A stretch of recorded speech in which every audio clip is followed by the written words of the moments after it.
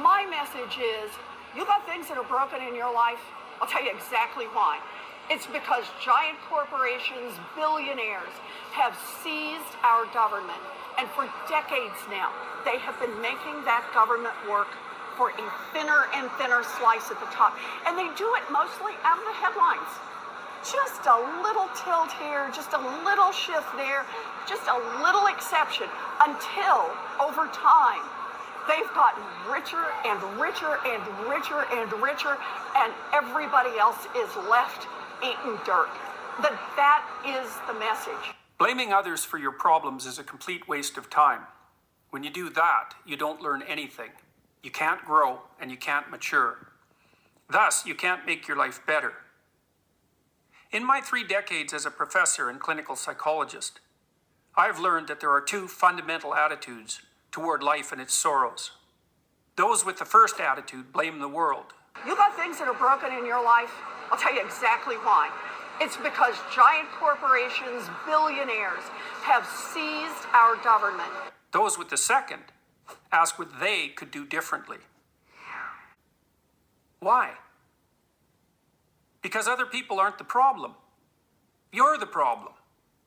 You can't change other people, but you can change yourself. But it's difficult. It takes courage to change, and it takes discipline. It's much easier and much more gratifying to your basest desires to blame someone else for your misery. That is the message. Consider the youthful activist making a statement against the corrupt capitalist system by smashing in the storefront of a local business. What has he done other than to bring harm to people who have nothing to do with his real problems? The guilt, doubt, and shame he will inevitably feel in consequence will have to be suppressed so his beliefs can remain unchanged. And that suppression will do nothing but foster his anger and alienation. In the play The Cocktail Party by American English poet T.S. Eliot, one of the characters is having a very hard time of it. She speaks of her profound unhappiness to her psychiatrist. She tells him that she hopes her suffering is all her own fault. Taken aback, the psychiatrist asks why. Because, she tells him, if it's her fault, she can do something about it. If it's in the nature of the world, however, she's doomed. She can't change everything else, but she could change herself. Now, there are people who seem to be consigned to a terrible fate, but most of us aren't.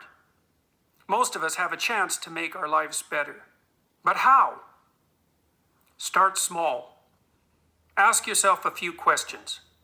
Have you taken full advantage of the opportunities offered to you? Are you working to your fullest capacity at school or at work? Have you, in other words, set your own house in order? If the answer is no, try this. Stop doing what you know to be wrong. Stop today.